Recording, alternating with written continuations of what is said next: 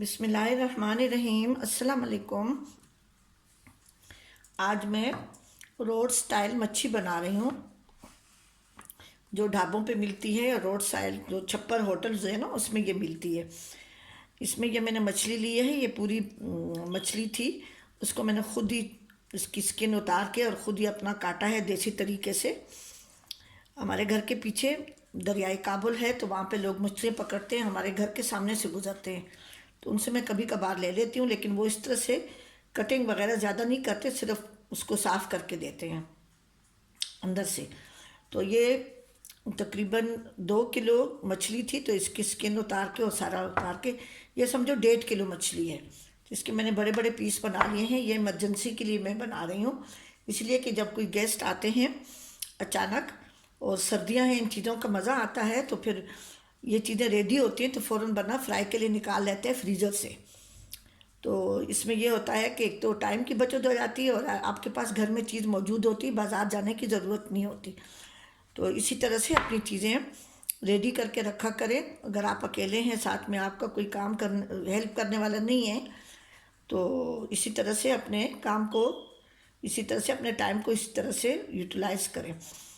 تو یہ میں نے مچھلی لی ہے، یہ میں ابھی اس کو میں نے دھو کے اور چھلنی میں رکھ دی تھی، اس کا سارا پانی چلا گیا ہے۔ اس کے لیے میں نے 3 جوے لہسن لیے ہیں، اور لہسن میں یہ کالی مرچ ہے، یہ 1 ٹیبل سپون بھر کے ہے، یہ 1 ٹیبل سپون کٹا ہوا دھنیا ہے، ½ ٹی سپون اجوائن، 1 ٹی سپون سرخ لال مرچ ہے، 1 ٹی سپون زیرہ ہے، اور ½ ٹی سپون ہلدی ہے۔ یہ سب میں اس میں کوٹ لوں گی۔ نمک حسب ذائقہ ہے۔ وہ مسالہ میں نے پیس لیا تھا، کوٹ لیا تھا، پھر میں نے اس کی اچھی طرح سے رگڑ لیا تھا اس سے، اور میں نے اس پہ تھوڑا سا پانی ملا لیا ہے۔ اس بہت اچھی اس کی اسمیل آ رہی ہے۔ آپ ضرور جب بھی ایسی چیزیں بنائیں تو اس کے لیے تازہ مسالہ بنایا کریں۔ ابھی مچھلی پہ میں پہلے تھوڑا سا نمک ڈال رہی ہوں، پہلے ایک سائڈ پہ ڈالوں گی تاکہ مچھلی میں نمک کا ذائقہ اچھی طرح سے۔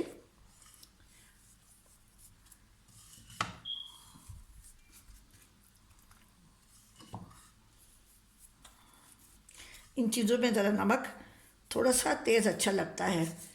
اگر آپ کے گھر میں کسی کو نمک سے کچھ بلڈ پریشر وغیرہ ہے تو آپ کم ڈال سکتے ہیں۔ اب اس مسالے میں تھوڑا سا بیسن ڈالوں گی، 2 ٹیبل سپون بیسن اس میں ڈالوں گی میں۔ بیسن ڈالنے سے یہ ہوتا ہے کہ مچھلی ٹوٹتی نہیں ہے۔ یہ 2 ٹیبل سپون میں ڈالوں گی، زیادہ نہیں ڈالوں گی، اور اس میں تھوڑا سا پانی ڈالوں گی تاکہ یہ تھوڑا سا ذرا اسموتھ پیسٹ بن جائے۔ پہلے میں نے نمک ڈالا ہے۔ میرے آج کل گلا بہت خراب ہے، KPK میں بہت سخت سردی ہے۔ میں آج کل اپنے ہوم ٹاؤن اکوڑا خٹک آئی ہوئی ہوں، KPK میں ہے یہ شہر۔ تو ایسے میں رہتی کراچی میں ہوں۔ اس پہ میں اب سب مچھلی پہ میں آگے پیچھے یہ سارا مسالہ لگا دوں گی، ہاتھوں سے اچھا اپلائی ہوتا ہے۔ اس مسالے میں کوئی بھی نمک نہیں ہے۔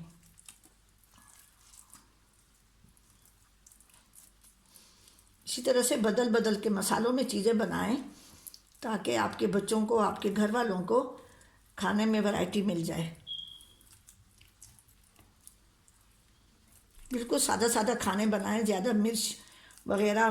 اس کو میں ڈیپ فرائی نہیں کروں گی، ابھی تو میں اس کو فریز کروں گی چونکہ سردیاں ہیں۔ آپ دیکھیں آج بھی باہر بہت تیز بارش ہے، تو ایسے اس میں اگر کوئی رشتہ دار وغیرہ ملنے کے لیے آتے ہیں یا آپ کو خود بھی دل کرتا ہے تو اسی طرح سے میں ایک سائڈ پہ لگا رہی، پھر میں دوسرے سائڈ پہ لگاؤں گی۔ اب ایک سائڈ پہ میں نے مچھلی پہ مسالہ لگا دیا تھا، دیکھیں اس طرح سے۔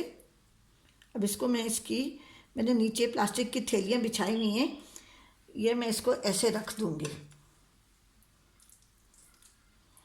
ان کو میں پھر اسی تھیلیوں میں ایک ایک کر کے رکھوں گی کہ جتنی آپ کو مچھلی ضرورت ہو اتنی نکال کے آپ فرائی کریں، سٹیم کریں، جو بھی کریں۔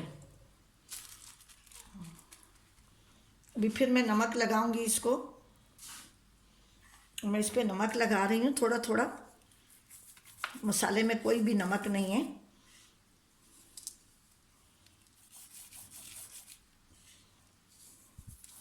तो इसलिए मैं थोड़ा ज़्यादा लगा रही हूँ क्योंकि मसाले में बिल्कुल नमक नहीं है।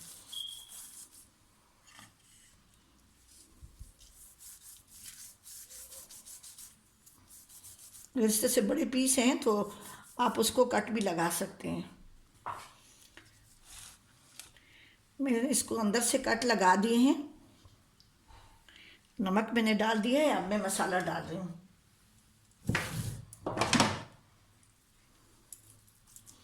इसके अंदर जो मैंने वो कट लगाए हैं उसके अंदर अंदर तक मैं ये मसाला लगा रही हूँ। आप इसको इस तरह से मिक्स करेंगे तो खुद ब खुद ही मसाले में नमक का जायका आ जाएगा। बहुत मज़े की मछली होती है।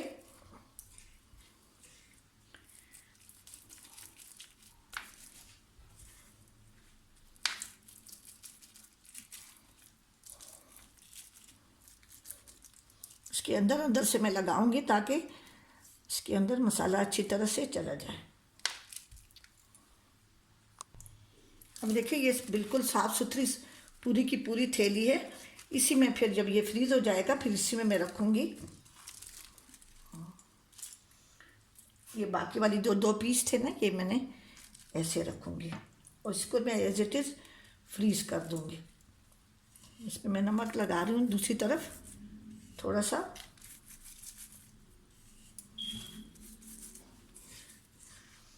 ये मेहमानों के लिए, अपने लिए, मेहमानों के लिए इस तरह से बाज़ों का काम ज़्यादा होता है। कोई गेस्ट आ जाए अपने घर में, कभी ऐसी चीज़ बनाने का मूड हो तो हम लोग अचानक बस मूड होता है कि ये चीज़ बना लें तो चीज़ तैयार पड़ी होती है। कोई भी हो रहे टिक्के बना के रख लें, कोफ्ते बना के रख लें इस तरह से, इसलिए टाइम की बचत हो जाती है।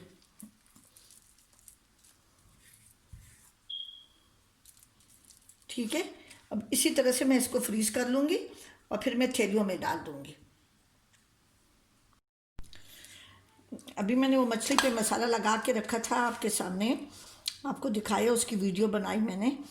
अभी ये मैंने बीफ स्ट्रिप्स मैंने बनवाई हैं। ये इसको मैंने हल्का सा जोश दिया है और उसका पानी फेंक दिया है।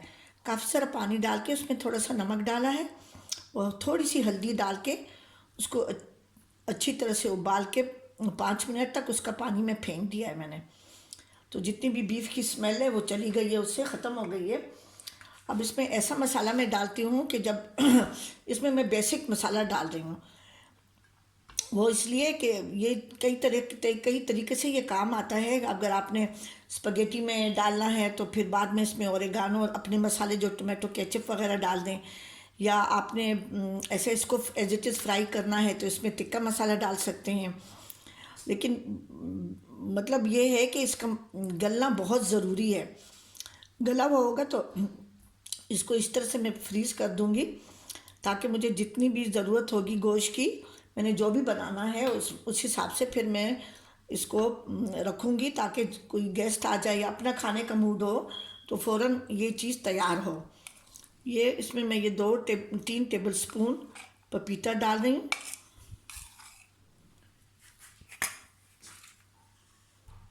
हस्बे जायका नमक है, ये थोड़ी सी कुटी लाल मिर्च है। अगर आप इसमें बनाते हैं स्पगेटी वगैरह तो इसमें ओरेगानो थाइम वगैरह बाद में डाल दें ताकि ये फ्रीज़ हो जाए। तो इसको मैं थैलियाँ बना लूँगी या मैं ट्रे में रख लूँगी तो फिर मैं इसको फ्रीज़ कर दूँगी दोबारा। तो हल्का सा फ्रीज़ करूँगी ताकि इसका ये नीचे जो मॉइस्चर है ये सूख जाए, तो फिर मैं इसको थैली में डाल दूँगी। तो ये है 2 टेबल स्पून ये लहसुन अदरक का पेस्ट है और 1 टीस्पून ये जीरा पाउडर है। ½ टीस्पून है, मैं ये ½ टीस्पून और डाल देती हूँ।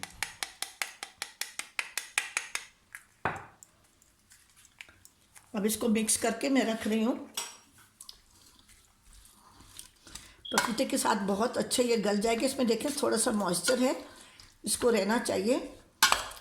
ये फ्रीज़ हो जाएगा तो फिर बर्फ़ बन जाएगी और ज़्यादा दिनों के लिए फ्रीज़ नहीं करें। आजकल तो चूँकि मैं के अपने होम टाउन कोड़ा खटक आई हूँ, यहाँ बहुत सख्त सर्दी है, इसलिए सब चीज़ें तैयार करके रखते हैं। इन चीज़ों का सर्दियों में मज़ा भी होता है। आप इसको ये तवे पे डाल के और तवा कढ़ाई भी बना सकते हैं, कई तरीके से चीज़ें बनती हैं।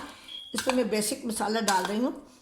अगर आपने कढ़ाई या मैंने कढ़ाई बनानी हो तो मैं टमाटर फ्राई करके, हरी मिर्च फ्राई करके इसके साथ, और फिर मैं इसमें ये गोश्त डाल दूँगी। ये क्योंकि गला हुआ हो गया, पपीता मैंने डाला है। इसको मैं इसी तरह से फैला के इसी तरह से फ्रीज़ कर लूँगी। फिर मैं ये चूँकि ये इसका मॉइस्चर है, ये बर्फ़ बन जाएगी। फिर इसको अच्छी तरह से मिक्स करके और थैली में डाल के उसको मैं दोबारा फ्रीज़ कर लूँगी। अभी मैं थोड़ी देर के लिए फ्रीज़ करूँगी ताकि इसका ये जो पानी है ना, ये क्योंकि आजकल ठंडक है तो जल्दी फ्रीज़ हो जाता है। तो फिर मैं इसको जो भी आपने बनाना हो, स्पैगेटी में डालनी हो या आपने पिज़्ज़ा बनाना हो, तो देखिए इसके चंक्स, ये जो फिंगर हैं इसको छोटा छोटा काट के आप चिकन टिक्का पिज़्ज़ा भी बना सकते हैं। वो बीफ टिक्का, वो तो अपनी मर्ज़ी है, आप बीफ डालें चिकन डालें, ठीक है। अब इसको मैंने देखे फैला लिया है। अभी देखें इसको मैं एज इट इज़ फ्रीज़ कर लूँगी थोड़ी देर के लिए। जब ये इसका मॉइस्चर फ्रीज़ हो जाएगा तो फिर मैं इसको थैली में डाल दूँगी। और जब मैं जिस चीज़ के लिए मुझे ज़रूरत होगी, तो इससे टाइम की बचत भी होती है और बंदे पे बर्डन भी नहीं होता कि मेहमान आ जाए क्या करें क्या ना करें। आप इसको पीस के और फ्राई करके बर्गर में भी डाल सकते हैं, फिर जब गल जाए तो, ठीक है। बनाने से पहले जो भी चीज़ आपने बनानी हो, उस जितना भी आपको पोर्शन गोश्त का चाहिए, जितने भी, उसको धुआं भी दे सकती हैं तो और भी मज़ेदार हो जाएगा, बारबेक्यू फ्लेवर इसमें आएगा। वो गोश्त पे और मछली पे मैंने मसाला लगा लिया है। अब अभी मैं पाए प्रिपेयर कर रही हूँ। इसके लिए ये 1 दर्जन पाए हैं। इसके अंदर मैंने ये इस तरह की 2 प्याज डाली हैं और 6 जवे लहसुन छिलके के समेत डाला है।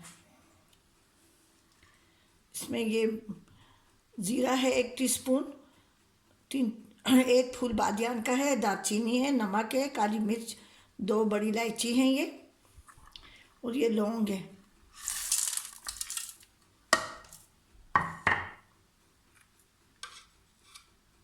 इसमें ये 1 टीस्पून हल्दी डाल रही हूँ और थोड़ी सी सौंफ। ये नहारी नहीं है, सौंफ का अपना एक अच्छा जायका आता है।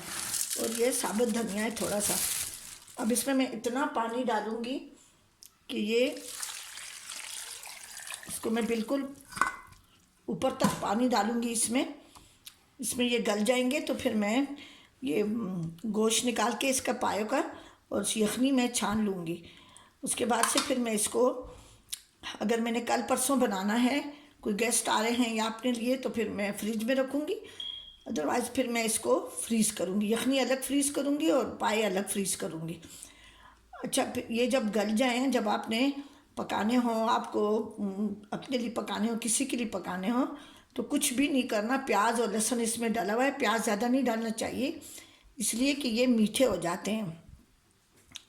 तो फिर इसमें दूसरी देगची में तेल डाल के, अच्छा खासा तेल डाल के, उसमें लाल मिर्च, हल्दी, सूखा पिसा हुआ धनिया और ये डाल के अदरक लहसुन का पेस्ट 1 टेबल स्पून। वैसे तो अदरक लहसुन इसमें है लेकिन उसमें उसका अच्छा जायका आता है।